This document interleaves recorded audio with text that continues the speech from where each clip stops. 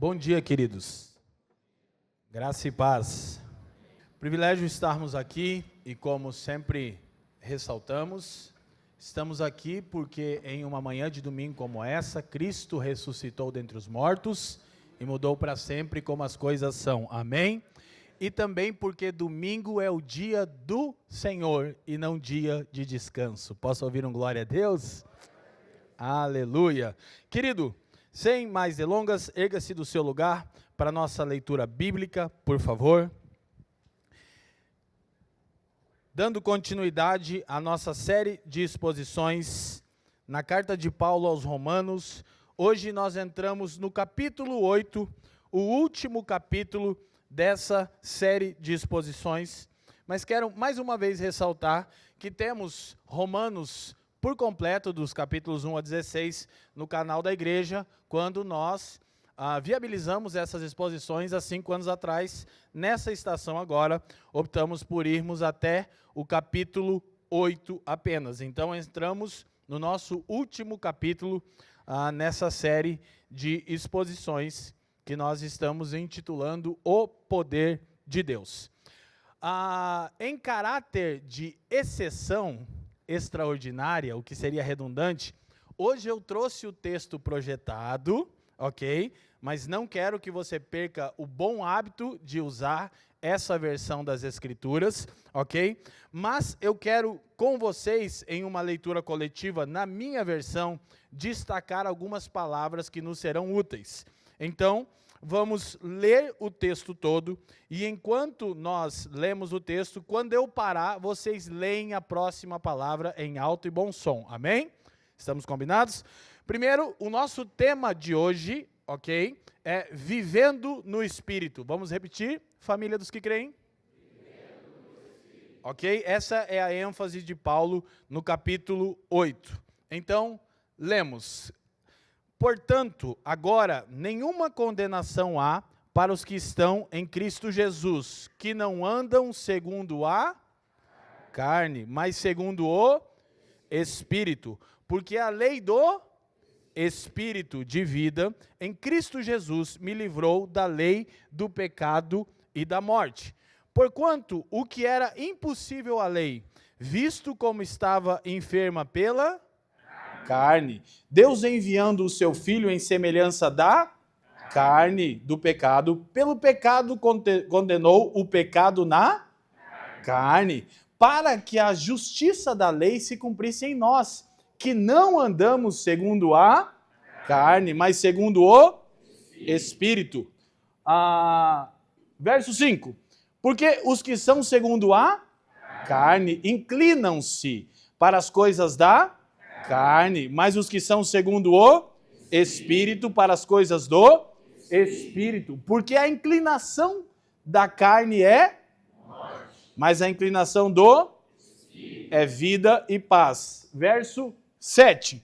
Porquanto a inclinação da carne é inimizade contra Deus, pois não é sujeita à lei de Deus, nem em verdade o pode ser.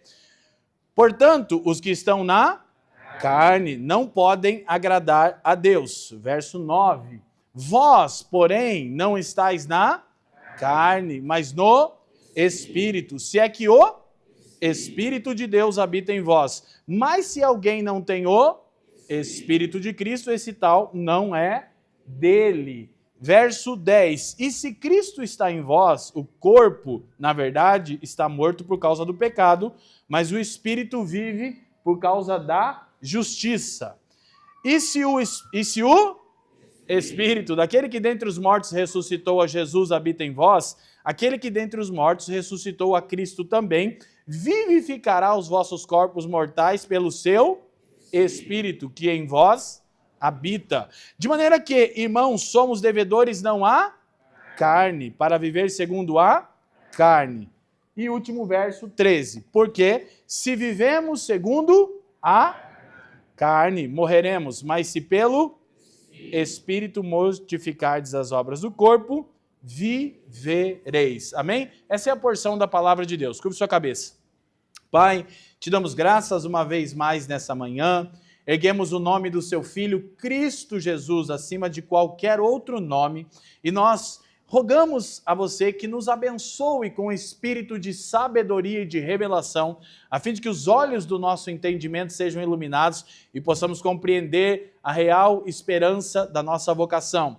Te pedimos ainda, Pai, que você faça cessar as muitas distrações e inquietações da nossa alma, a fim de que possamos absorver a instrução do seu Espírito mediante a sua palavra pregada, lida, orada, confessada e cantada, a fim de que sejamos moldados à imagem do seu Filho. E, Pai, que tudo aqui seja para a glória do teu nome, pelos interesses do seu Filho, por meio do seu Espírito e para o bem de todo mundo, e todos aqueles que creem digam amém.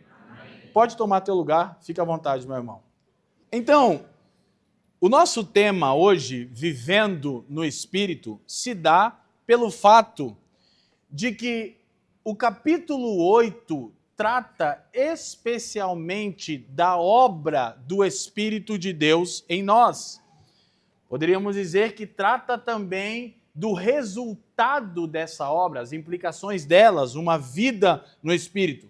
E eu acredito que ficou evidente na nossa leitura quantas vezes Paulo menciona carne e espírito, espírito e carne. Então, agora, Paulo entra em uma segunda sessão na Epístola aos Romanos, meus irmãos, e ele vai justamente trabalhar as verdades do Evangelho encarnado em nós, ok? E vai ficar claro essa batalha entre a carne, que ainda herdamos de Adão, e o Espírito de Cristo que habita em nós. Daí o meu desejo para que todos vocês lessem comigo e percebessem quantas vezes Paulo, nesses 13 versículos, menciona a palavra carne, fazendo alusão a uma vida pecaminosa.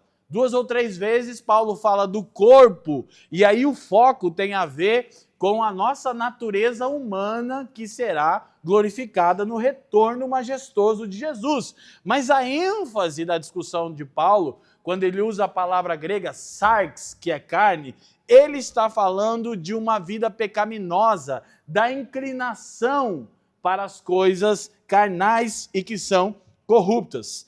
Se nós fizéssemos e faremos, de fato, uma pequena introdução do que já trabalhamos até aqui, poderíamos dizer que do capítulo 1 ao 7, Paulo está tratando de 2 temas centrais. Repitam comigo: justificação pela fé,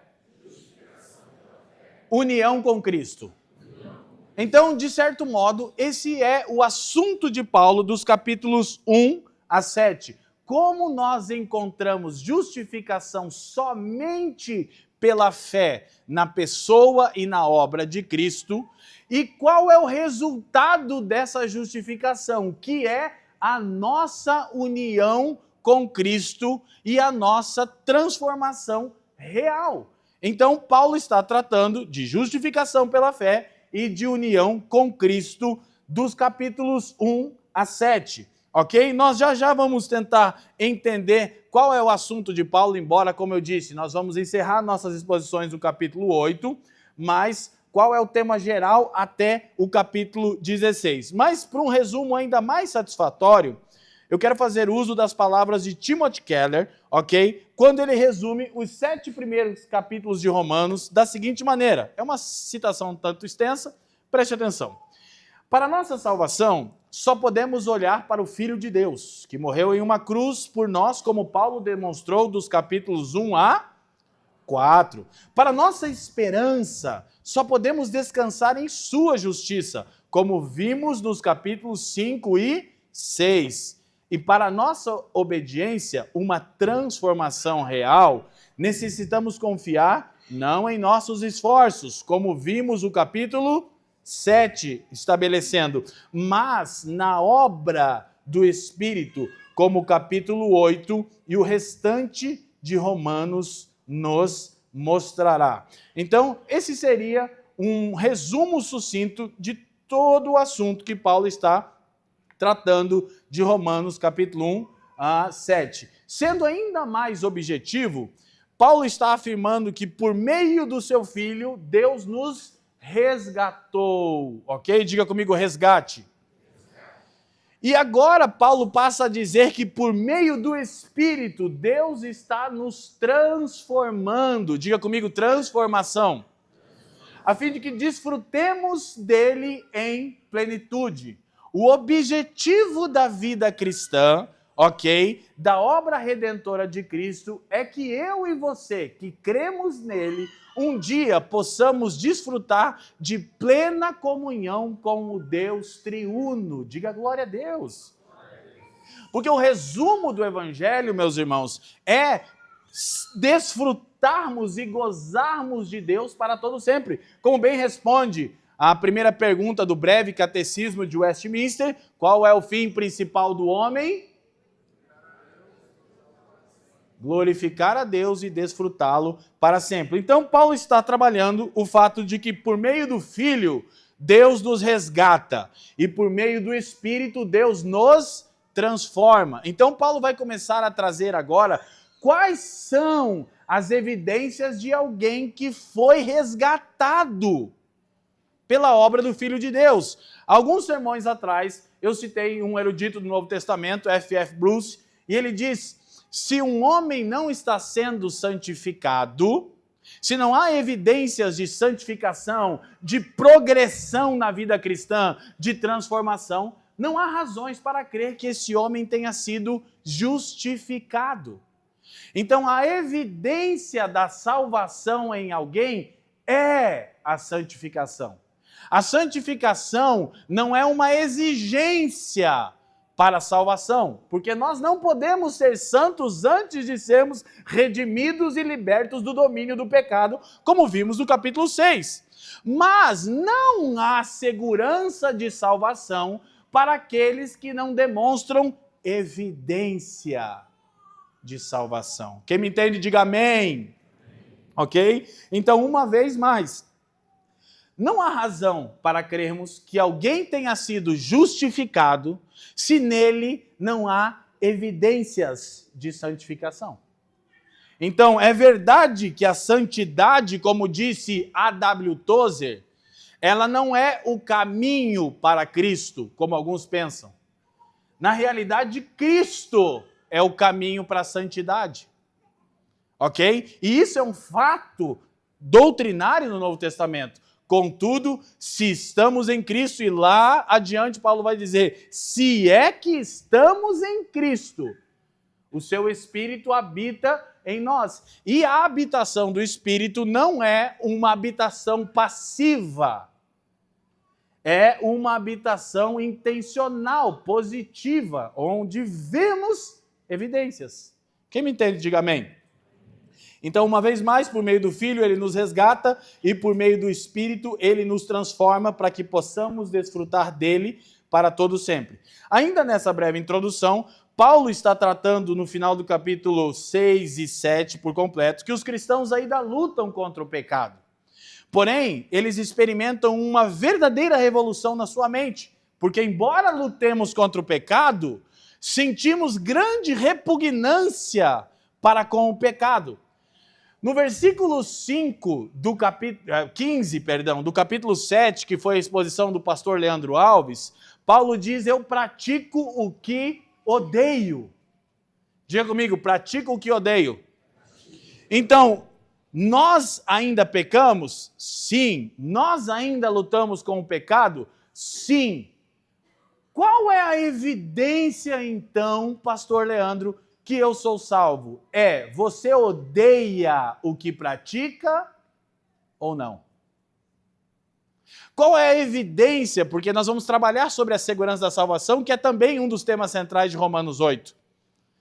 Qual é a evidência de redenção em você e em mim, meu querido irmão?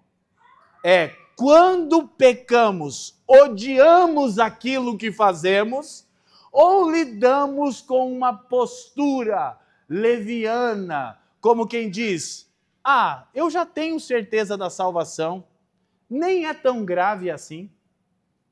Porque isso evidencia que não entendemos, de fato, a gravidade do pecado. Então, pratico o que odeio é a principal evidência de novo nascimento. Alguém que peca deliberadamente e não sente nojo, não repugna o pecado que praticou. E o que é repugnar? Sentir nojo na prática? É trazer à luz, meus irmãos.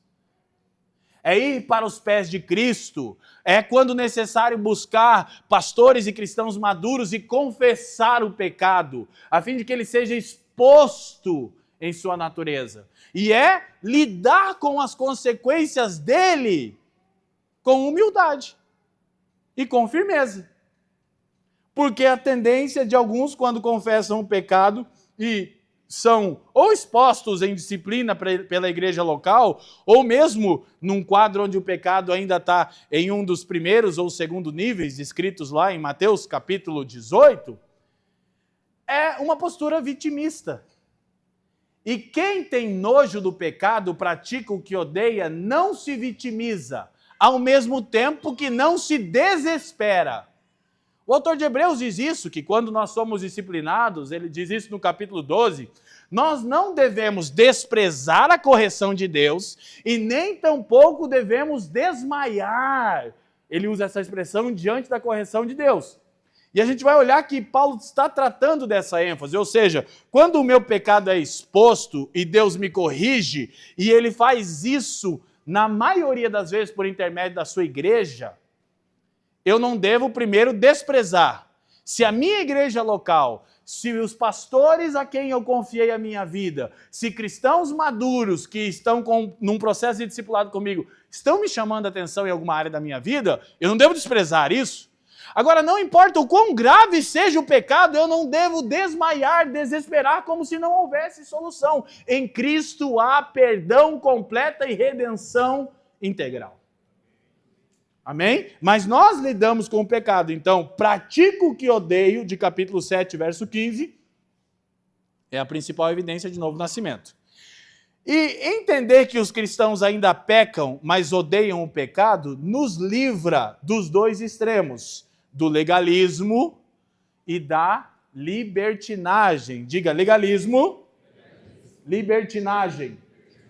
Olha só, nós percebemos o seguinte, os moralistas afirmam, os verdadeiros cristãos não pecam mais. Já os liberais dizem, os verdadeiros cristãos pecam como qualquer um, afinal são humanos. Então preste atenção, de novo, entender que ainda pecamos, mas que a evidência de novo nascimento é ódio contra o pecado, nos livra dos extremos, do moralismo e do liberalismo, do legalismo ou da libertinagem, são termos que traduzem a mesma coisa. Cristãos legalistas e moralistas costumam afirmar, verdadeiros cristãos não pecam mais. Pasmem! Pasmem! Há vertentes teológicas que ensinam isso. E isso soa como uma fidelidade às Escrituras. Há pessoas que ensinam que os cristãos verdadeiros nem podem ficar doentes. Sabiam disso? Normalmente, quando você tem uma doença, esse tipo de mentalidade vem e te diz, é pecado escondido. Escute, embora a gente considere isso um erro grave, não quer dizer que não consideremos pessoas que pensam assim irmãos em Cristo. Amém? Então eu quero expor um dos grandes mestres que ensina isso, já partiu para o Senhor, porque eu acredito que de fato ele era um irmão, mas equivocadíssimo teologicamente, é um pregador norte-americano chamado Kenneth Hagin. Ele é um dos grandes difusores dessa verdade de que os cristãos não pecam mais, eles só andam em vitória. Se for assim, não há nesse salão aqui um cristão de verdade, a começar pelo que vos fala. Amém? E talvez o único que fosse cristão seria o Kenneth Hagin. Então, de novo, eu creio que ele é um irmão, eu creio que ele amava o Senhor, mas essa teologia é um erro doutrinário gravíssimo. Ok? Amém? Glória a Deus. Não, os cristãos pecam. Só que do outro lado existe aqueles que banalizam a graça, o que é chamado na academia de livre graça e no chão da vida popular da igreja de hipergraça. Se moralistas dizem, os verdadeiros cristãos não pecam mais, liberais tendem a dizer, não, os verdadeiros cristãos pecam como qualquer um, afinal são humanos. Opa! Sabe qual é o problema dessas duas afirmações? Ambas são um tipo de evangelho sem o Espírito. Porque do lado dos moralistas se confia no desempenho humano. Verdadeiros cristãos não pecam mais. Você está confiando no desempenho humano. Como assim, pastor? Eu estou só lutando contra o pecado. Não, a Bíblia não diz isso. A Bíblia diz que verdadeiros cristãos pecam sim, inclusive Paulo, no capítulo 7. Verdadeiros cristãos pecam sim. Porém, a Bíblia diz que a evidência de um verdadeiro cristão é que quando ele peca, ele tem ódio e nojo pelo pecado praticado e não evita as dores consequentes do arrependimento. Quem me entende, diga amém. Então, são evangelhos, entre todas as aspas necessárias, sem o Espírito. De um lado se confia no desempenho humano, moralismo. Do outro lado, não se confia no poder do Espírito e diz, o cristão é como qualquer um. Ele peca deliberadamente, afinal ele é humano. Não, não. O Espírito de Deus habita em você e em mim ou não, irmão? Porque se ele habita, não há como vivermos uma vida de pecado deliberada. Relembrando, F.F. Bruce, não há razões para crer que um cristão tenha sido justificado se ele não está sendo santificado. Na realidade, o que estamos tratando aqui é do conflito entre a minha mente renovada, ou seja, o meu homem interior, e a minha carne, que ainda não se renovou e sofre os efeitos do pecado adâmico. Então, Paulo estava trabalhando isso, capítulos 6 e 7. E Paulo está dizendo que a lei não pode nos ajudar. Já já a gente vai ver por quê. Somente o poder do Espírito que habita em nós. Ok? Então, um breve resumo do que Paulo está tratando do capítulo 8 ao 16. Do 1 ao 7, justificação pela fé, união a Cristo. 8 a 16, Paulo está falando como o evangelho de Cristo nos leva a uma transformação na vida real. E também como esse mesmo evangelho, pelo poder desse mesmo Espírito, irá renovar toda a criação. Porque Paulo vai tocar em temas escatológicos no final do capítulo 8. Então, eu quero que isso fique bem claro para vocês. 1 a 7 de Romanos, justificação pela fé, união com Cristo. 8 a 16 de Romanos, como o evangelho promove transformação real na vida do povo de Deus e como o evangelho vai renovar toda a criação. Quem me entende, diga amém. Ok? Então, inclusive Paulo vai trabalhar isso em 2 sessões e as 2 começam com a palavra portanto. Sempre enfatizamos que essa conexão é muito importante de percebermos. Romanos 8:1, que a gente vai começar a abordar agora, Paulo começa seu argumento abrindo a sessão dizendo, portanto, ou seja, à luz de tudo que eu disse até aqui, o resultado evidente é uma vida no Espírito. Depois do capítulo 12, Paulo abre outra sessão e começa de novo. Portanto, rogo-vos, meus irmãos, que vos apresenteis como sacrifício vivo. Então, esses 2 portanto, primeiro, portanto, já não há condenação alguma. Romanos 12, portanto, apresentem-se como sacrifício vivo. Paulo está falando das implicações do evangelho em nós.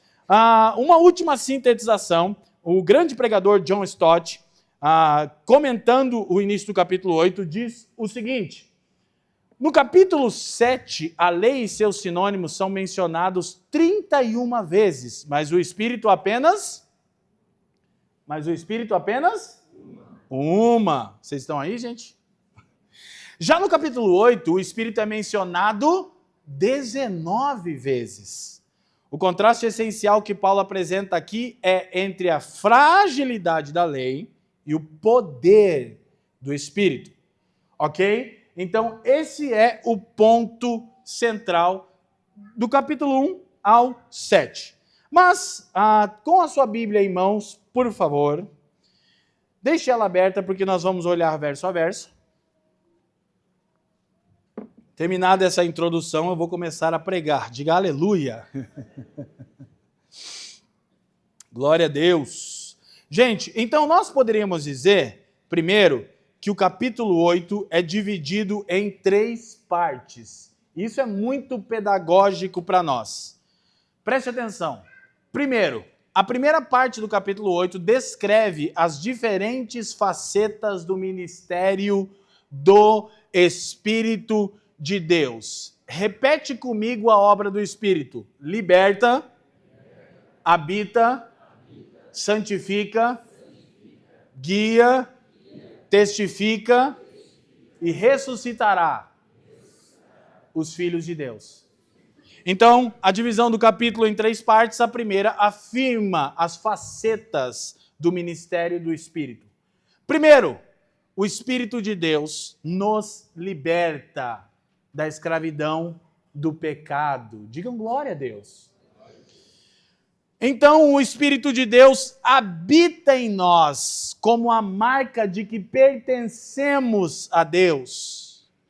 Mas o mesmo Espírito também nos santifica, ou seja, está nos moldando a imagem de Cristo, como o mesmo Paulo escrevendo à cidade de Corinto diz, de glória em glória. Somos transformados pelo Espírito do Senhor na imagem do mesmo Senhor. O Espírito também é aquele que nos guia. Eu não vou entrar aqui nessa ênfase, porque ela começa a aparecer no capítulo a partir do versículo 14. É a exposição da semana que vem. Contudo, eu quero ressaltar algo. Nós precisamos urgentemente aprendermos ou reaprendermos a sermos guiados pelo Espírito de Deus em todas as coisas. Meus irmãos, sabe qual é um dos principais problemas e uma das principais evidências da sua e da minha arrogância? É que nós fazemos as coisas sem ouvir o Espírito Santo. E normalmente dá errado. E aí lá vai a gente choramingar para o Senhor. E por vezes, claro, o Espírito ele testifica no nosso homem interior, sim, a gente já vai ver isso. Mas, basicamente, o Espírito de Deus fala conosco pela palavra de Deus. Então, ele nos convence, ele nos guia, ele testifica, ele traspassa o nosso coração, mas isso precisa estar amparado na palavra de Deus. E muitas vezes nós não queremos esperar que o Espírito de Deus fale conosco. Nós só queremos tomar a decisão pragmática e imediatista. E sempre nós sofremos com isso. Então, o Espírito nos guia. E o Espírito testifica, Paulo diz. Claro que aqui eu estou fazendo menção ao que a gente vai ver no sermão da semana que vem, permitindo o Senhor, que o Espírito testifica que nós somos filhos, ok? Mas o Espírito também dá um testemunho interior, expondo para nós condutas pecaminosas. Eu sempre digo, vou dizer de novo, meu irmão, deixa eu te dar um conselho. Em nome de Jesus, para de usar a expressão muito comum no meio dos crentes, eu não sei de onde ela veio, eu só sei que desde que eu sou crente, ela existe. O Espírito está me incomodando aqui. Irmão, eu vou dizer bem devagarzinho. É você que incomoda o Espírito de Deus. Amém? Ou coisa que eu nunca entendi. É verdade que algumas pessoas falam, o Vieira se preocupa muito com as palavras. Claro, claro. As palavras criam cultura. Por exemplo, não fala para mim, eu vou na igreja do meu lado. Não fala, que eu vou dizer, não é possível fazer isso. Você vai reunir como igreja. Amém? Eu treinei o bem para não cometer esse erro, né? Uma herança que eu estou deixando. E aí, cada vez que eu ouvia as pessoas dizendo assim, O Espírito está me incomodando. Eu pensava, nossa, que desrespeito com o Espírito de Deus. Está te incomodando. Não, querido, usa um termo bíblico. O Espírito está dando um testemunho interior em mim. Ou o Espírito está me convencendo disso ou daquilo. Amém? Ok? E por fim, a grande promessa que vamos encontrar lá no final do capítulo 8 de Romanos, este mesmo Espírito que liberta, habita, santifica, guia e testifica, ressuscitará os filhos de Deus no glorioso retorno de Jesus e nos dará um corpo exatamente igual ao corpo que Jesus glorificado agora em majestade tem à destra do Pai. Ok? Isso é extremamente encorajador para nós. A segunda parte, ela trata da glória futura dos filhos de Deus e da redenção de toda a criação. Eu não vou me ater aos desdobramentos aqui, mas diz que nós seremos, como eu mencionei, moldados à imagem e semelhança de Jesus. Eu sempre digo que nós costumamos guardar ou gravar aquilo que para nós é mais interessante. Preste atenção. A maioria de nós tem bem gravada na memória um texto bíblico que aparece aqui em Romanos. Agora não é para você procurar. E eu não vou dizer o versículo. Mas você vai continuar. Eu sempre faço isso quando estou falando de Romanos 8. Diz mais ou menos assim. Continua. Agora tem gente que não vai querer continuar, né? Continua, irmão, que Deus está vendo. Porque sabemos que todas as coisas... Vamos lá. Continua o versículo. Essa igreja aqui que é bíblica já melhorou o final do versículo. Mas agora alguém me diz o próximo.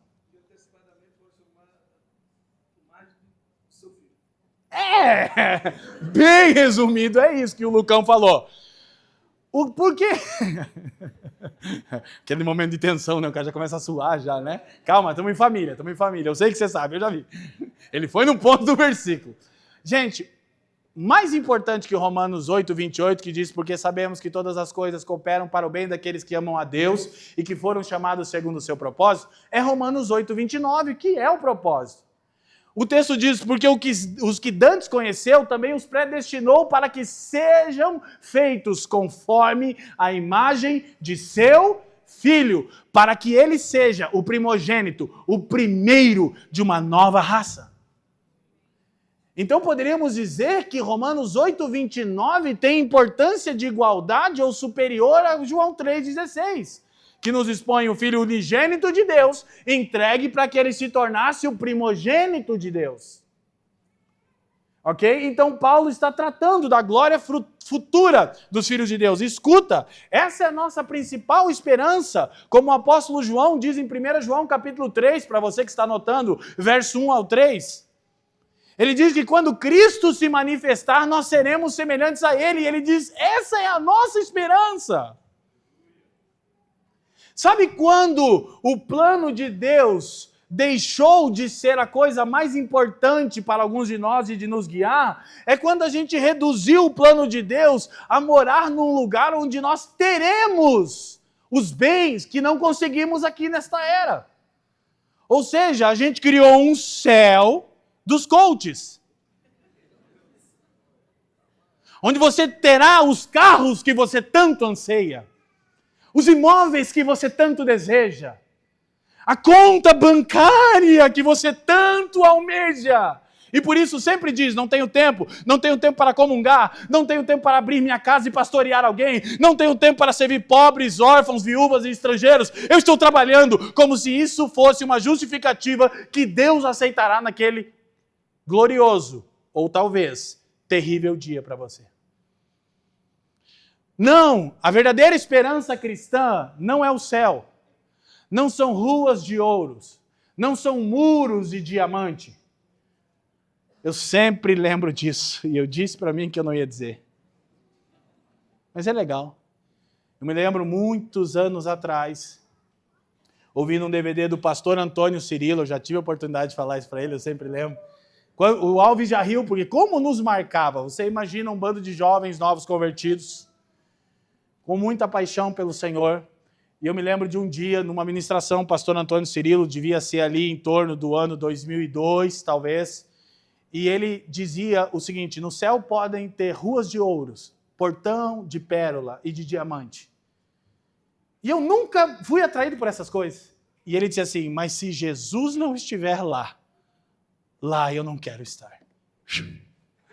Isso aí é só para os das antigas. Se você não entendeu, você é Nutella. Eu não entendi. Receba o selo de Nutella na saída. Fala real, né? Cara, aquilo foi tão forte para mim, fez tanto sentido, eu disse: é isso! Será que só eu e esse irmão pensamos que não tem valor nenhum? Essas coisas, eu quero estar em Cristo. Ou Paulo diz, ser achado nele. Então essa é a grande glória dos filhos de Deus, e é o que fará você e eu termos motivação para uma vida santa. Ou seja, eu não estou tentando ou lutando contra o pecado porque eu tenho medo do inferno e quero ir para o céu porque lá eu terei o que eu não consegui aqui. Não, eu estou lutando contra o pecado porque eu quero ser como Jesus. Aleluia! E o Espírito de Deus em nós é a garantia que nós seremos. Amém? E a terceira parte do capítulo enfatiza o inabalável amor de Deus, que age em todas as coisas para o bem daqueles que o amam. O capítulo começa com nenhuma condenação e termina com nenhuma separação. Eu sempre digo que essa é a estrutura básica de Romanos capítulo 8. A certeza da nossa salvação e a segurança eterna dessa salvação. Paulo começa dizendo, portanto, no verso 1, olha aí, agora nenhuma condenação há para os que estão em Cristo Jesus. Querido, de uma vez por todas, para quem está em Cristo, não há mais condenação alguma. E isso não é uma declaração provisória que depende de você ou de mim. Diga graças a Deus. Não há condenação. E aí Paulo termina dizendo que não há possibilidade alguma de separação. Ele diz nem a morte, a vida, anjos, principados, potestades, essa era, a vindoura ou qualquer outra criatura poderá nos separar do amor de Deus que está em Cristo Jesus. Por isso ele diz, não há condenação para os que estão em Cristo Jesus. E aí olha a evidência, olha o versículo 1, que não andam, o foco de Paulo é uma vida no Espírito, que não andam segundo a carne, mas segundo o Espírito, verso 1. Mas é importante ressaltar essa verdade porque ela é central para uma vida cristã pujante, alegre, feliz e satisfeita. Todas as vezes que você for tomado pela ansiedade e pensar, está me faltando isso ou aquilo, lembre-se, já não há mais condenação alguma para você e nem possibilidade que você seja separado de Cristo. Você acha mesmo que te falta alguma coisa? Você acha que é um novo automóvel, mais um smartphone, uma casa melhor, Não. Todas essas coisas perdem o valor. São úteis, podem ser usadas para a glória de Deus, mas não devem nos dominar. Não devem ser o nosso objetivo. Quem me entende, diga amém. Glória a Deus. Então, primeiro, significa que não há nada contra nós. Essa é uma declaração muito forte. Significa que Deus não encontra falha em nós. Calma. Calma, não dá amém ainda. Mas significa que Deus não encontra razão para nos condenar. Ok? Essa é a grande verdade. Escute, a maior parte dos nossos problemas deriva de não entender em plenitude a verdade desse versículo. Por quê? Quando nós não entendemos que não há condenação para os que estão em Cristo, nós sucumbimos a posturas de vida e a um tipo de mentalidade que é prejudicial para nós. Por um lado, sentimos muito mais culpa e indignidade do que deveríamos, quando eu não entendo que não há condenação em Cristo. Ou quando eu acho, ouçam-me, quando eu acho que essa condenação, ou essa sentença de Paulo que não há condenação, ela não tem prazo de validade eterna, ela depende do meu comportamento. Então, primeiro, o que pode acontecer? Sentir muito mais culpa e indignidade do que eu deveria. Segundo, ouçam, surge uma necessidade desenfreada de provarmos quem somos. Não entender que não há condenação para os que estão em Cristo gera um tipo de vida que nós estamos desesperadamente tentando provar o nosso valor. Porque estamos sempre nos sentindo reprovados. Estamos sempre nos sentindo condenados. Também acontece de nos tornarmos hipersensíveis à crítica. Porque essa mentalidade de que estamos sempre aquém daquilo que poderíamos ser e fazer, nos torna grandemente sensíveis à crítica. Não toleramos nenhum tipo de crítica. Tudo nos ofende, nos abala. Somos hipersensíveis. Outra coisa que ocorre é uma atitude constante de defesa. Estamos sempre na defensiva. Estamos sempre evitando relacionamentos mais profundos. E aí o que acontece? Qual é, eu diria, talvez, aqui na minha opinião, você não é obrigado a aceitar, a Bíblia não diz isso, isso é uma aplicação minha. Qual, então, talvez seja uma das principais evidências de que você não entendeu a sentença de que não há mais condenação e isso tem prazo de validade eterno? Falta de confiança nos relacionamentos. Com Deus e com o próximo. Porque isso é demonstrado também em falta de alegria na adoração e na oração. Porque, primeiro, isso se evidencia, eu me sinto sempre condenado e reprovado. Então eu não consigo me entregar para relações verdadeiras. Isso fica evidente na minha relação com Deus, que tende a ser cada vez mais fraca. Porque alguém que está sempre debaixo de condenação, como ora? Como adora? Estamos aqui, estamos querendo adorar a Deus. Deus enviou. Aí você levanta a sua mão e já vem aquele sentimento de condenação. Mas quem você é para fazer isso? E a gente vai chegar no ponto, como Paulo sugere isso. Então, primeiro, não entender isso faz com que sintamos muito mais culpa e indignidade, uma necessidade urgente de provarmos quem somos, grande sensibilidade à crítica, atitude defensiva, falta de confiança nos relacionamentos e falta de alegria e confiança na oração e na adoração. Esse é o primeiro problema. Mas, por outro lado, teremos bem menos motivos para levarmos uma vida santa. E há aqui um risco para termos uma atitude permissiva. Sabe por quê? Porque já que não há condenação, então eu posso pecar, porque no fundo Deus não me condena mais. Olha os dois extremos. Não entender com clareza que Deus não me condena mais, gera esse tipo de sentimento que a gente já viu na primeira parte.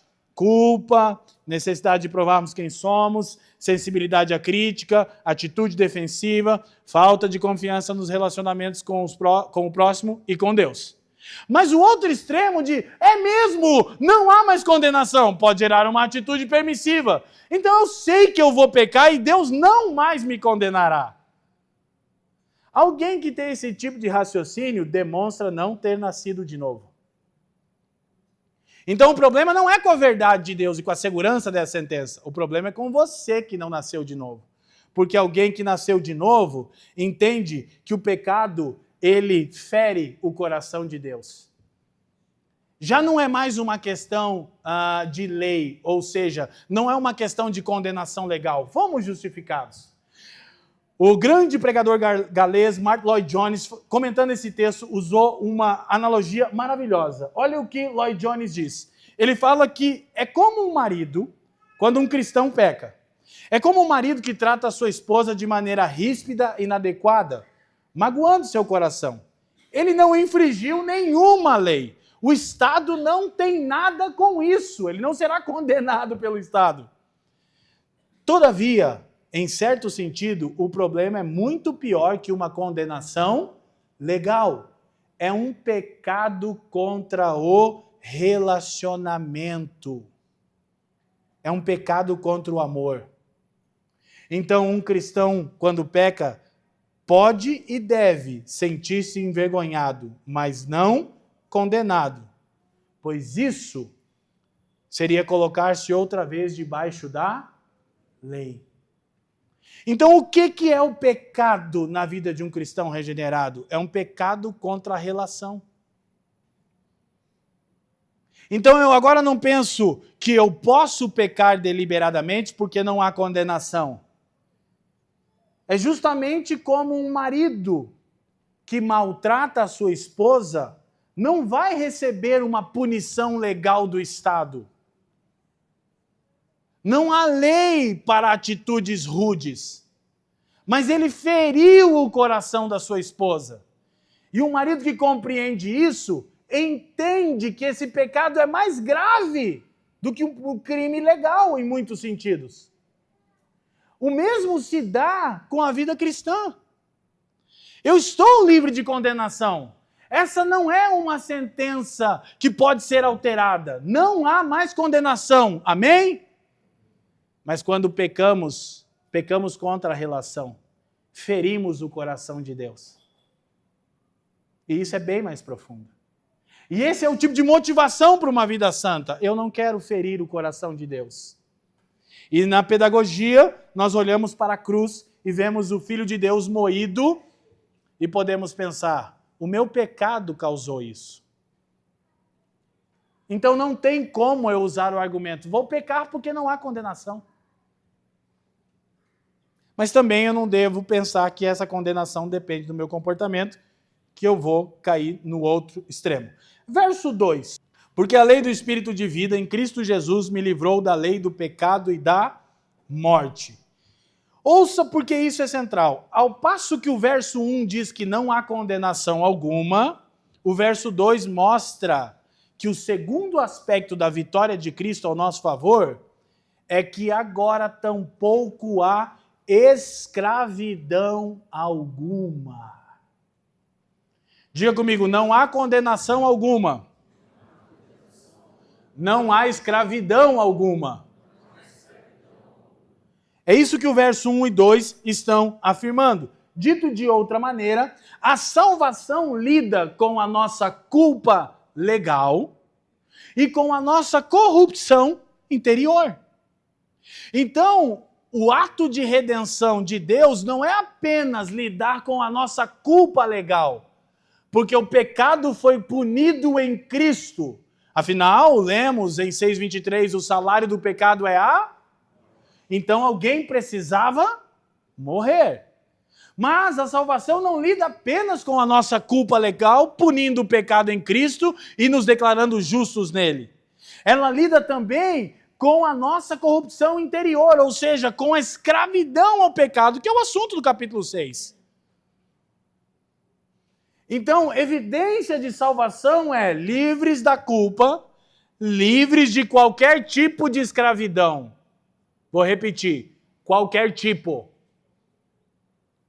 Porque a nossa tendência, de novo, é catalogar e classificar pecados. Não, querido.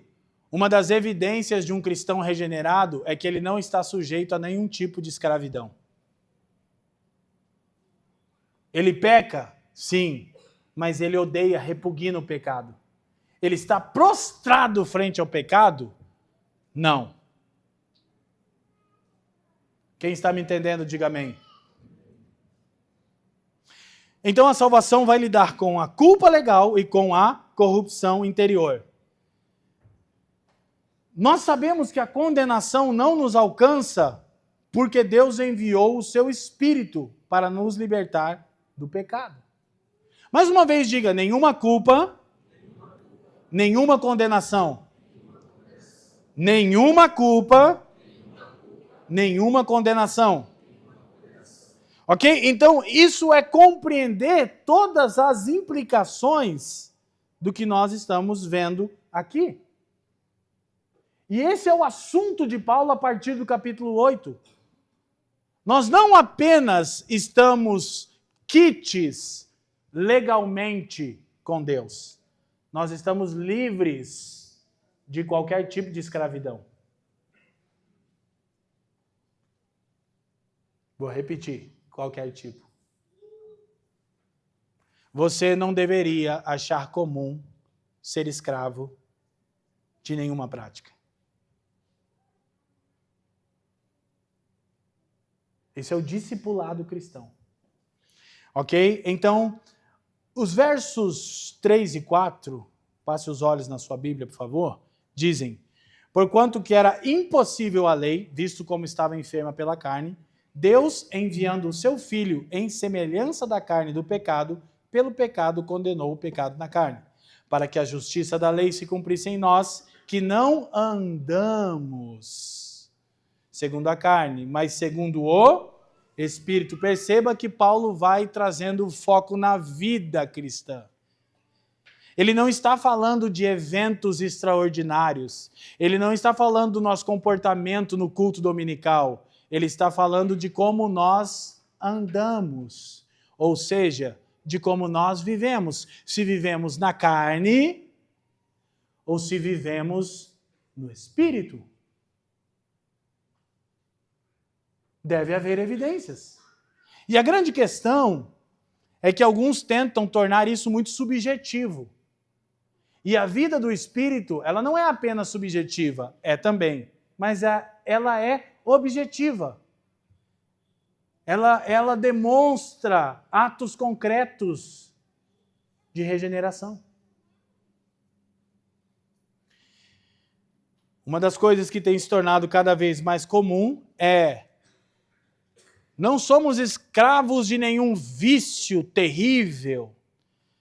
Não estamos presos à drogadição, ao tabagismo, ao alcoolismo, ou nenhuma prática deliberadamente terrível, como o adultério ou a desonestidade deliberada, mas achamos normal amar o dinheiro.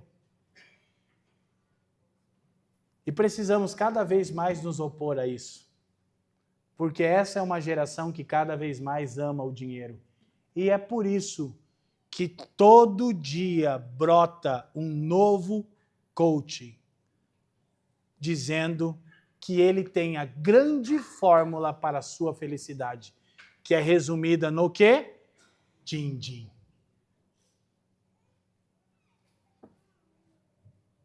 Isso fica evidente como, meu irmão, no seu comportamento.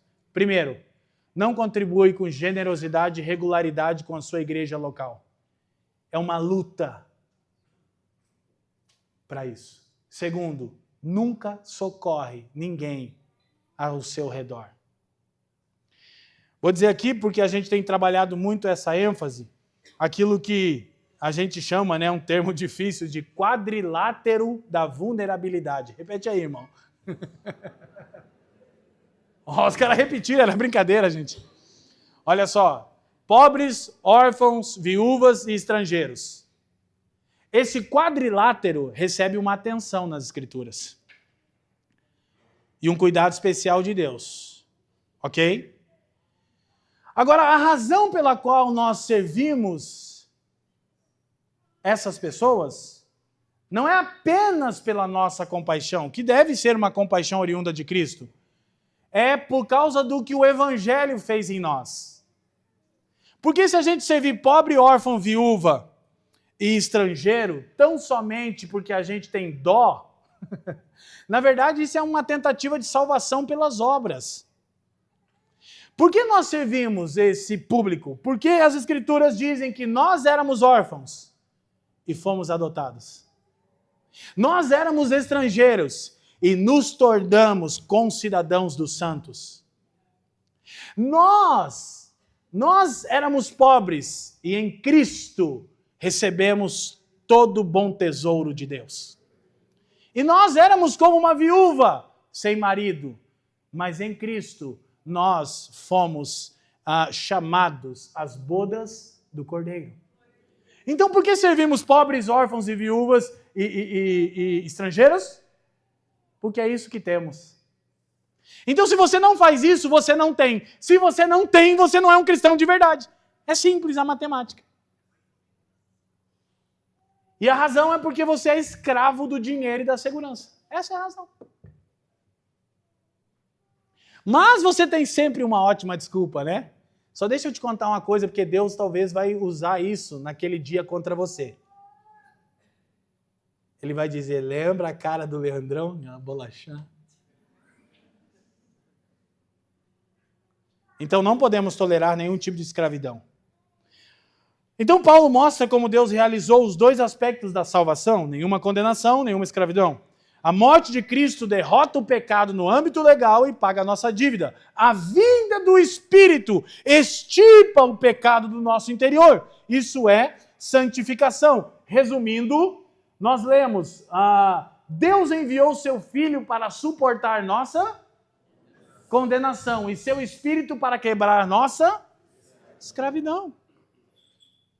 Então, até aqui, Paulo está meio que resumindo todo o assunto do capítulo 1 a 7. Deus enviou o seu Filho para suportar a nossa condenação, ele foi punido em nosso lugar. E o seu Espírito para quebrar a nossa escravidão. Quem me entende, diga amém. Então, lemos versos 5 ao 9. Olhe para a sua Bíblia, por favor. Porque os que são segundo a carne inclinam-se. Diga comigo, cogitam. Mais uma vez, cogitam. Para as coisas da carne. Mas os que são segundo o Espírito, para as coisas do Espírito. Porque a inclinação da carne é morte, mas a inclinação do Espírito é vida e paz. Olha que interessante. A inclinação do Espírito é vida e... Está sempre perturbado e ansioso? Se inclina para as coisas da carne. Ok? Verso 7. Porquanto a inclinação da carne é inimizade contra Deus, pois não é sujeita à lei de Deus, nem, em verdade, o pode ser. É importante relembrar isso aqui. Olha a sentença de Paulo no verso 8. Portanto, os que estão na carne não podem, leiam comigo, família, agradar a Deus. É impossível alguém na carne agradar a Deus. Ok? E é impossível alguém na carne se sujeitar à lei de Deus. Se alguém está ouvindo a verdade da lei de Deus e nunca se dobra a ela, esse alguém é carnal.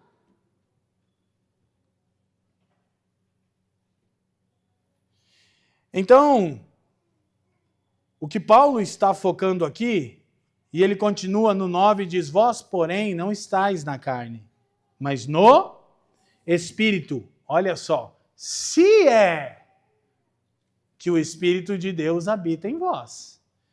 Dito em outras palavras deixa eu ver como você anda diariamente.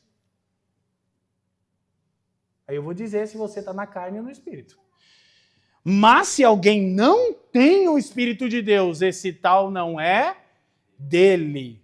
Ok? Duas coisas só importante relembrar. No verso 3, Paulo diz que a lei estava enferma pela carne. O que Paulo quer dizer isso? Que o problema nunca foi a lei de Deus, como já afirmamos. O problema é a nossa carne. A lei de Deus é santa, justa e boa. Mas o problema é que nós estamos na carne e nós não podemos, não aqui necessariamente em pecado, eu estou dizendo, na herança de Adão, na humanidade de Adão. E a gente não consegue cumprir a lei de Deus. O problema não é a lei, o problema é a nossa condição. Mas depois Paulo diz, então nenhuma carne pode se sujeitar à lei de Deus. Porque os que estão na carne não podem agradar a Deus. Mas vocês não estão na carne, irmãos. Aí Paulo, eu acho maravilhoso isso em Paulo, porque assim é como eu penso, né? Ele diz, se é que vocês estão em Cristo, né? Que eu estou chamando todo mundo de irmão aqui. E muitas pessoas podem pertencer à igreja visível, mas não pertencer à igreja invisível. Ou seja, Cristo conhece os seus. Você pode até membrar nessa igreja e passar todo o processo aqui de maneira correta, mas talvez não pertencer à igreja invisível. Então Paulo diz, se é que o Espírito de Deus habita em vós, e se alguém não tem o Espírito, esse tal não é de Cristo. E o que é o Espírito? O Espírito não é um calafrio, um arrepio na sua nuca. O Espírito está aqui. O Espírito não é quando você fica emocionado, embora isso possa sim ser um algo que resulte, né, da ação do Espírito em você, não tem problema. Mas isso não é o Espírito de Deus. As pessoas pensam no Espírito de Deus como aquele que vem dar uma animada no culto. O culto hoje não, né? A gente queria a galera um pouco mais. Não, pelo amor de Deus. Embora tenhamos emoções, embora quando o Espírito nos toca de maneira singular, nós quebrantamos, choramos, gritamos, dançamos, pulamos e louvamos, e glória a Deus, amém? Mas isso não é necessariamente o Espírito de Deus. Porque nós sempre falamos, se avivamentos são lugares cheios de pessoas gritando, tremendo, se arrepiando e chorando, o Luan Santana é o maior avivalista do Brasil. Porque os shows deles estão sempre cheios e as pessoas gritam, choram, se arrepiam e se emocionam. Amém? Então, nós precisamos entender isso. E só uma coisa para a gente poder ir caminhando para a parte central. Paulo diz, se alguém não tem o Espírito, não é de Cristo. Gente, a evidência do Espírito não é nenhum dom espiritual. Alguns aprenderam a crer e foram ensinados que ter o Espírito Santo é orar em outras línguas. Não é. Ter o Espírito Santo é andar de forma digna da vocação para a qual nós fomos chamados. Efésios 4:1. Ter o Espírito Santo é ter uma vida que está progressivamente espelhando Jesus. É maravilhoso os dons, mas eles não necessariamente são evidência. Inclusive, é mais fácil operar o dom sem o Espírito, ok? Do que qualquer outra coisa. Então aqui nós chegamos no centro de Romanos 8, o coração da carta. Aqui está o segredo para aplicarmos a verdade do Evangelho ao nosso coração, a fim de sermos transformados de maneira profunda. E todo o restante da carta vai mostrar como isso acontece na prática. Olha só, comentando esse texto, Timothy Keller diz, essa é a nossa parte central. Para crescermos em Cristo e sermos transformados à sua semelhança, precisamos firmar nossa mente nas coisas do alto. Precisamos aprender a pensar e meditar no Evangelho. Diga comigo, pensar e meditar no Evangelho. Até que ele se torne real para o nosso coração e o alicerce de tudo o que fazemos. Então, a grande chave está aqui, porque a expressão inclinam-se, no grego original, seria melhor traduzido como cogitam. E cogitar equivale pensar e equivale meditar. É mais ou menos uma expressão que acontece nas Escrituras, no português mais coloquial, seria arrazoar. Sabe quando você está tendo aquele tipo de reflexão que você está realmente pensando? Ok. Tá, se tal coisa é isso, implica nisso e nisso. E se essa implicação dessa tal coisa, a evidência seria, você está cogitando. É mais do que um pensamento que passou na tua cabeça, que passa um monte de pensamento na nossa cabeça toda hora. Inclusive, né, talvez eu tenha alguma disfunção aí, porque enquanto eu estou falando para vocês, eu estou pensando em tantas coisas, que para mim é o maior exercício, né, e ter a Fran aqui na minha esquerda é importante para isso, não falar as coisas que passam na minha cabeça, são muitas. Inclusive é exaustivo para mim, talvez eu realmente precise, né, de ajuda, né, irmãos? Mas está tudo bem, eu já aprendi a viver assim. É ruim de vez em quando. Porque, e como eu conheço vocês, tenho informações sobre vocês, tenho situações, eu cruzo o olhar com alguns de vocês e já penso, eu já tenho, nossa, eu tô, volta. Não é isso aqui que eu estou falando, isso aqui talvez seja o TDAH, né? Ou qualquer coisa parecida. Não é disso, eu estou falando sobre cogitar. Diga comigo de novo, cogitar das coisas do Espírito.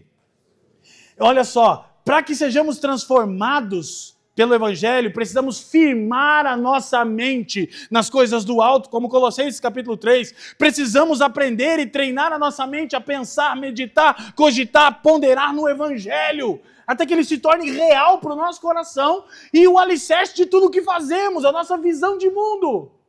Não apenas externa, mas aquilo que molda o nosso mundo interior.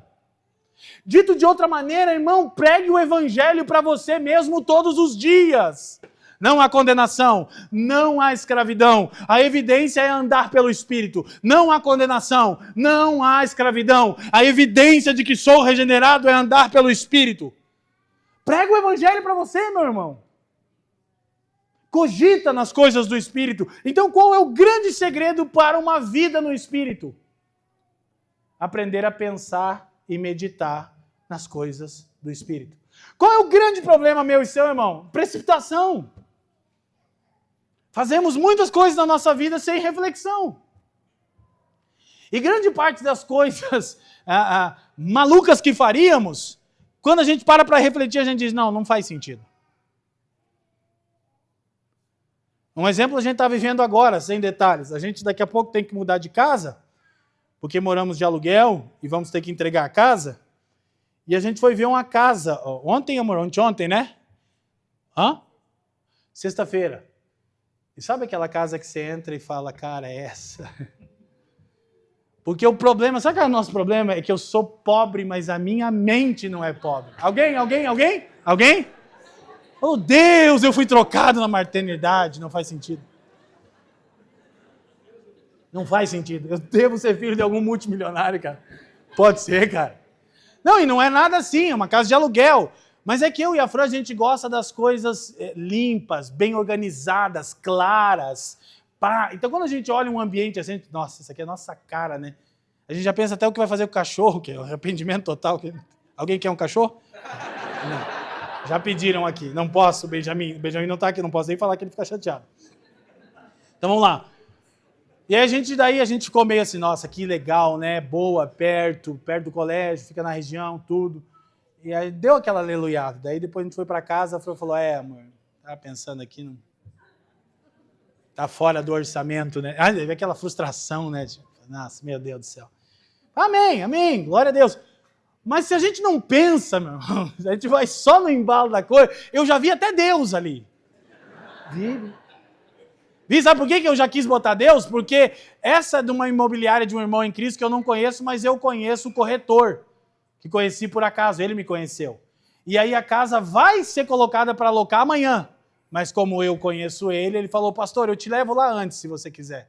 Eu disse, não é injusto, não tem ninguém na frente. Ele falou, não, ela vai ser colocada para alocar amanhã. Você tem prioridade. Aí, ó, Deus aí, hein? Ê, Jeová! A não ser também que Deus use alguém aí no final, né? Faça o Pix para nós, aí tá tranquilo. Brincadeira, irmão. Eu não vou aceitar nada, vai gente que acha, né? Tem irmãos que não nos conhecem, é nessa hora que o Fava pensa, nossa, o Vieira é terrível. Gente, pelo amor de Deus, nós não somos esse tipo de gente. Glória a Deus. Só me deixa ser eu um pouquinho. Vocês viram o que eu acabei de exemplificar agora na prática? TDAH volta, não tem nada a ver com isso. Mas a nossa reflexão nos fez perceber que não. Então, olha só, presta atenção. Diga comigo, aquilo que eu firmo em minha mente determina o meu estilo de vida. Mais uma vez, aquilo que eu firmo em minha mente determina o meu estilo de vida. Dito de outra maneira, o que interessa a mente cativa o coração e orienta a vida. Então, o que Paulo está dizendo é que nós precisamos firmar a nossa mente no que ele chamou aqui, e que já vamos ver, de coisas do Espírito. Diga comigo, as coisas do Espírito. Olhe para mim aqui, meu irmão. Seja sincero com você. O que mais enche a sua mente diariamente? Seus projetos, sonhos e a sua ansiedade? Ou as coisas do Espírito? Aí não sabe porque a patologia do século é a ansiedade. Porque enche a mente do início ao fim do dia com as suas coisas, não as do Espírito. E até acha que isso é impossível, eu tenho que trabalhar. Hã? Eu não posso só ficar orando como você, pastor. Pelo amor de Deus, gente, nós não somos dualistas. Você precisa trabalhar com as coisas do Espírito na sua mente. Afinal, sua profissão é um meio de glorificar a Deus e abençoar o mundo. Amém? Ou ao menos deveria ser. Porque se a sua provisão é só tua, sua profissão não glorifica a Deus. ter as coisas do Espírito, o que interessa a mente, cativa o coração e orienta a vida. Então, focarmos na palavra de Deus, focarmos nas coisas do Espírito.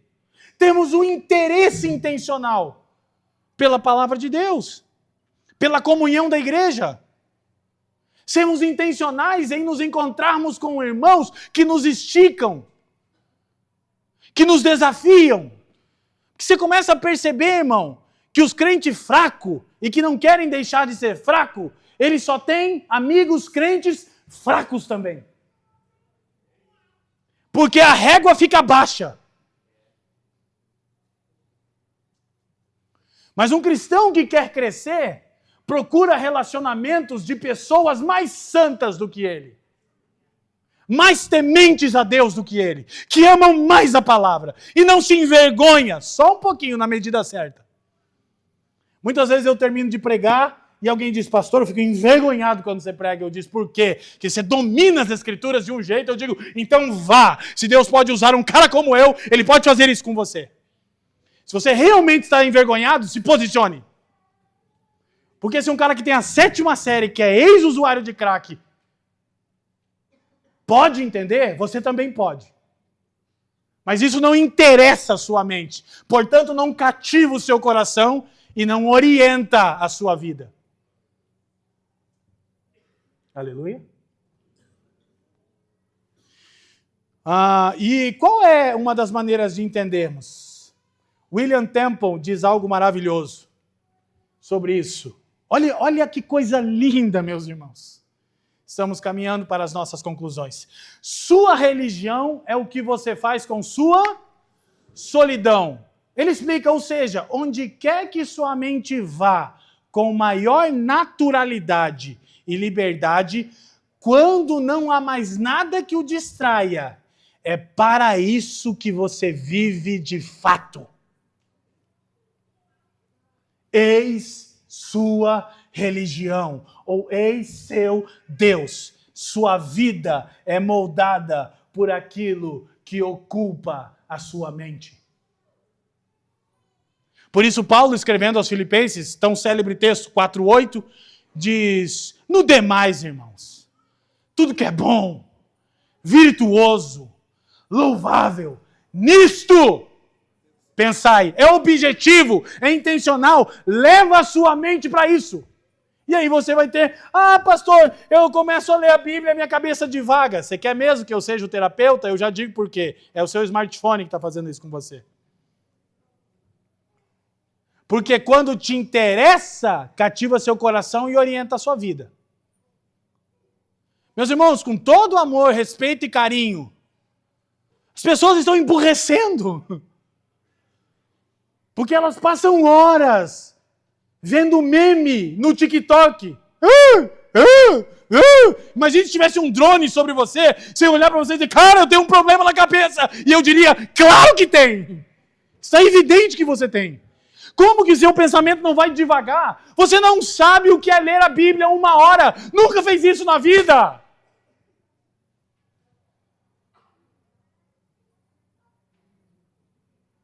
Recentemente eu tenho tido crises de enxaqueca. Nunca tive, ontem tive outra. O que é isso? É o Satanás, eu pensei. Ela falou, amor, a idade chegou. Mas ela me encorajou, ela disse, você passa muito tempo lendo. Falei, nossa, será que é? Gente, ontem eu estava fazendo esse sermão aqui, tem um remedinho lá, que é aquele de enxaqueca forte. Eu não tinha isso, meus pastores. Chego a enjoar de vez em quando. É um efeito do pecado. Mas é que para preparar esse sermão eu devo ter gastado de 22 a 25 horas lendo. Um texto que eu já preguei umas 15 vezes. Aí o desafio é falar isso em 1h40. Calma. Dá uma segurada. Falar em 1 hora é impossível. Aí tem um irmão que ainda vem, a mensagem é muito longa. Eu não vou te falar o que eu queria, que eu vou ser repreendido. Mas só vou te perguntar, é baboseira, é asneira que você ouve desse púlpito?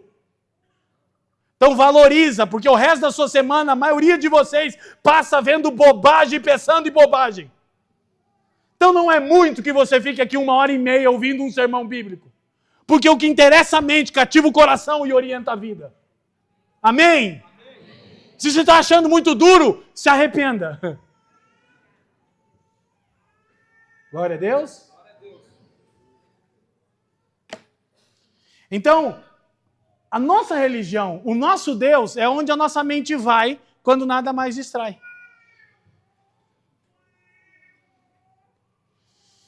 Agora, quais são as coisas do Espírito?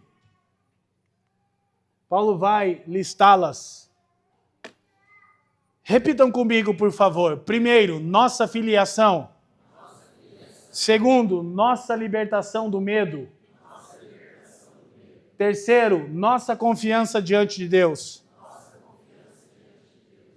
Querido, essas são as coisas que o Espírito nos leva a cogitar, a pensar, a firmar a nossa mente. Quando nós estivermos lidando com a orfandade, com a insegurança, o Espírito nos leva a cogitar que somos filhos de Deus. Isso acalma nosso coração, areja a nossa mente para pensar melhor. Amém, irmãos? Quando estamos lidando com o medo de rejeição e de reprovação, nós lembramos que somos livres do medo, porque o perfeito amor lança fora todo medo. Querido, um cristão não será aceito, ele já é aceito. Deus nos fez agradáveis a Ele no amado, Efésios 1:6. E nós temos confiança para chegarmos diante de Deus, isso aqui é fundamental. Muitos de nós não conseguem desenvolver uma vida com Deus, porque não firmaram a verdade de que não há condenação.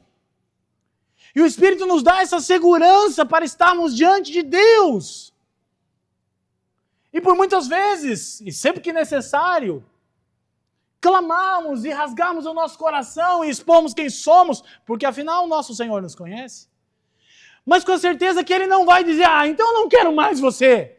Não há mais condenação, não há possibilidade de separação e também não há escravidão alguma.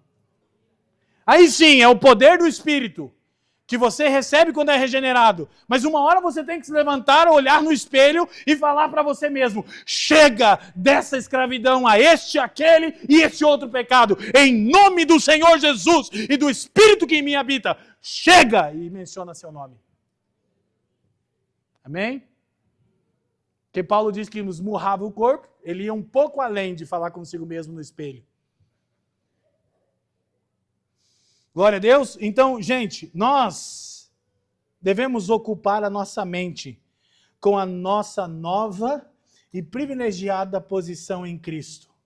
Isso é nossa grande arma contra o pecado. Olha só, para nossa visualização.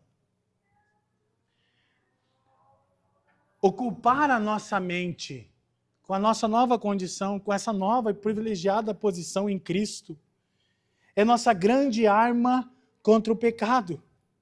Então é por isso que Paulo diz, as coisas do Espírito, os do Espírito cogitam, pensam, meditam, ponderam, refletem nas coisas do Espírito.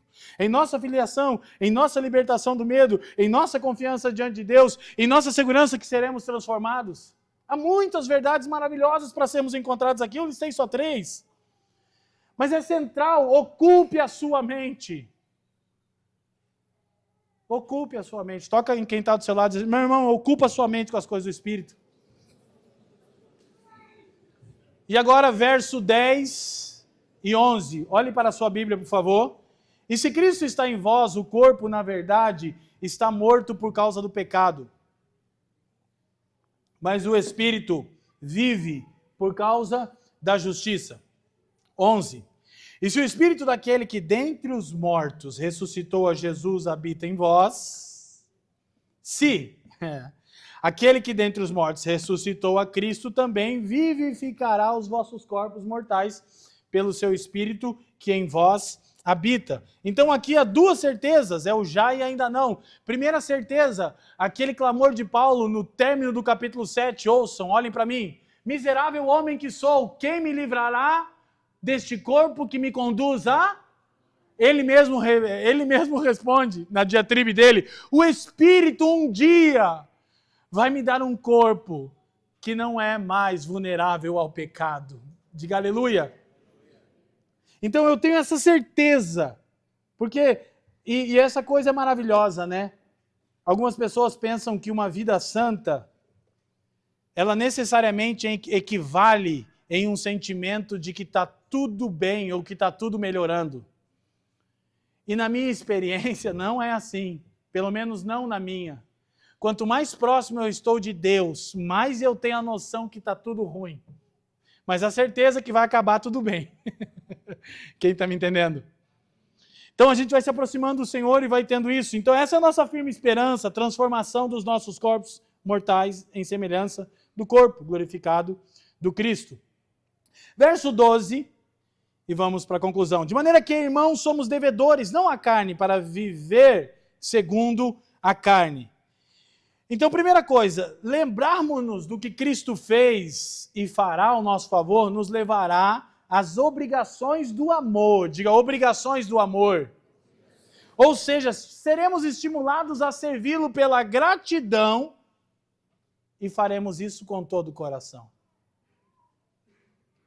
Porque, de novo, a gente poderia aplicar a metáfora como Lloyd Jones faz de um casamento, preste atenção, e pensar que um cônjuge não fica feliz quando o outro faz alguma coisa tão somente por obrigação. Você já esperava aquilo, né? Mas quando aquilo é feito em amor e gratidão. O mesmo se dá na nossa vida com Deus. Então, nós não devemos nada à carne, mas nós devemos a Deus e ao nosso próximo. Porque Paulo vai dizer lá no capítulo 3, a ninguém devais coisa alguma. Ok?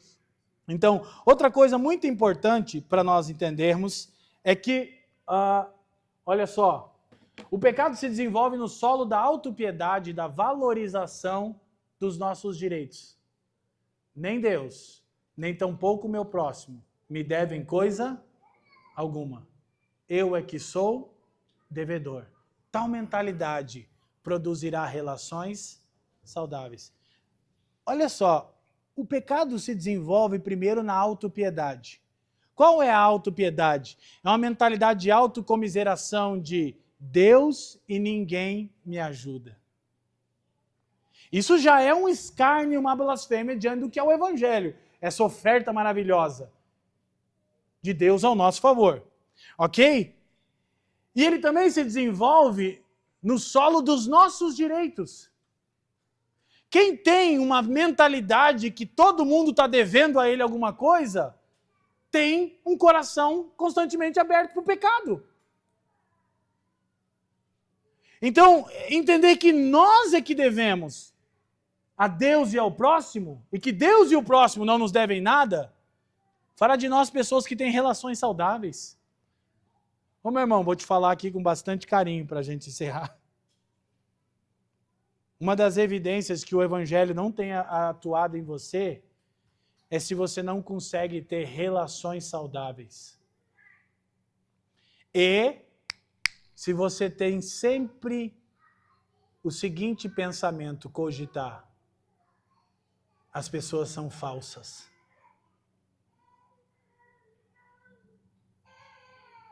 Traidoras. Se você sempre está pensando isso dos outros, é uma evidência de que você não foi alcançado pelo Evangelho. Ou se você está sempre pressupondo o pior do outro.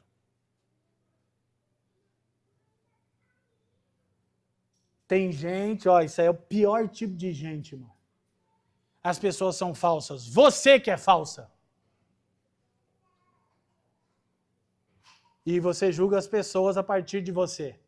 Porque um cristão, olha só, quando entra num relacionamento, presta atenção, um cristão quando entra num relacionamento, ele nunca perde. Vou explicar. Entrei num relacionamento, de amizade eu estou focando aqui, mas pode ser um relacionamento amoroso, romance, mas meu foco é amizade. Ou sociedade, relação de parceria, comercial. Ah, e aí tal pessoa fez isso, me prejudicou e me traiu e trouxe um dano, isso roubou minha paz e alegria. Hã? Primeira coisa, como é que é? Algum tempo atrás nós fizemos um investimento, eu e a Fran, e perdemos, fomos roubados. Era todo o recurso do meu livro, eu nunca disse isso em público. A única vez na vida que eu consegui ter algum recurso para talvez dar uma entrada numa casa, eu perdi, fui roubado. Me abateu, chateou. Essa semana eu recebi a notícia que a pessoa pegou 56 anos de cadeia. Sabe o que eu fiz? Subi no meu escritório e falou: Senhor, tem misericórdia, salva-o. E a minha esposa é testemunha que é zero mágoa. Zero. Sabe por quê? Porque ninguém pode me separar do amor de Deus que está em Cristo. Foi um investimento terrivelmente errado? Foi. Trouxe dano e ainda traz? Bastante. Chateia quando não pode locar a casa que gostaria? Muito. Mas aí eu sento, abro as Escrituras e leio: portanto não há condenação para aqueles que estão em Cristo Jesus. E nem a morte nem a vida separarão aqueles que pertencem a Deus e Cristo. Eu digo, então está tudo bem, Senhor. Glória a Deus. Vivendo e aprendendo. Amém? Nesta longa estrada da vida. Aleluia. Verso 13 e encerramos. Quero chamar o time de música aqui com muita ordem e decência. Todos permaneçam. Olhe para a sua Bíblia, verso 13. Quem está comigo, diga amém. Porque se vivemos segundo a carne, se viverdes, né? Morrereis. Mas se pelo Espírito mortificardes as obras da carne, vivereis. Então, meu irmão, uma aplicação prática para encerrarmos. Olha que coisa maravilhosa.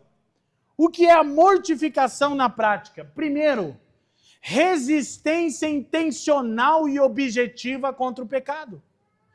Diga comigo, resistência intencional e objetiva.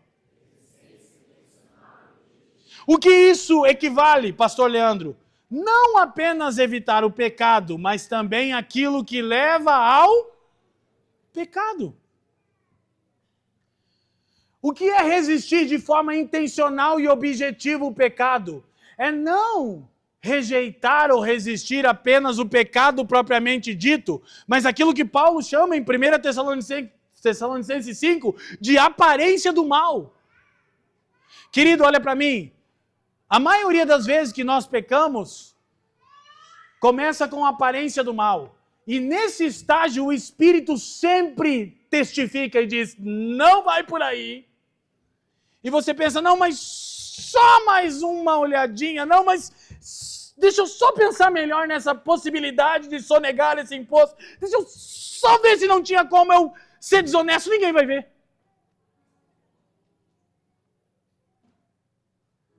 Inclusive eu quero recomendar, ontem eu passei os olhos, agora talvez eu não me lembre o nome, de um livro do pastor Iago Martins, nosso amigo, eu acho que é Pecados Aceitáveis. É, né? Bombinha atômica, assim, cara. Maravilhoso, maravilhoso. Lidando com coisas que a gente finge que tá tudo bem. Então, mortificar a carne é resistir de forma intencional e objetiva o pecado. Não só evitar o pecado propriamente dito, mas fugir da aparência do mal. Deixa eu dar uma dica para as irmãs. Vigia com a sua vestimenta. E para os irmãos também. Coisas que a gente acha, nada a ver. E eu penso, cara, essas pessoas não lutam contra o pecado? Porque eu luto. Tem gente que parece que não. Tá tudo normal. Pode tudo. Já não há condenação. Lembra? Não há condenação. Assim como quando um marido fere sua esposa, o Estado não irá julgá-lo. Mas o pecado é mais grave. porque ele machucou o coração da pessoa que ele deveria proteger em primeiro lugar. Isso acontece quando a gente lida com pecados que são aceitáveis pela sociedade. Lascívia ainda é pecado. Eu poderia dizer, irmã, pergunta para o teu marido, mas tem marido que olha, que eu vou te contar, meu irmão. Então pergunta ao Espírito Santo se essa vestimenta é conveniente. Ok? Então várias coisas que a gente poderia pontuar. Mas fica a dica do livro do pastor Iago. E segundo, isso muda a motivação para lutar contra o pecado. Não é mais o medo, mas o amor e a gratidão. Então, uma atitude intencional de mortificação é mudar a motivação para lutar contra o pecado. É o que eu disse agora, lembrando Lloyd Jones. É verdade que não há condenação para aqueles que estão em Cristo. E o apóstolo João diz assim, gente, filhinhos, estas coisas vos escrevo para que não pequeis. Capítulo 2, 1 João. Ele diz, mas se todavia alguém pecar, temos um advogado diante de Deus. Jesus Cristo, o justo. Amém? Isso não é o mesmo que, já porque não há condenação, eu vou pecar deliberadamente. É ao contrário. Eu não quero ferir o coração do Senhor.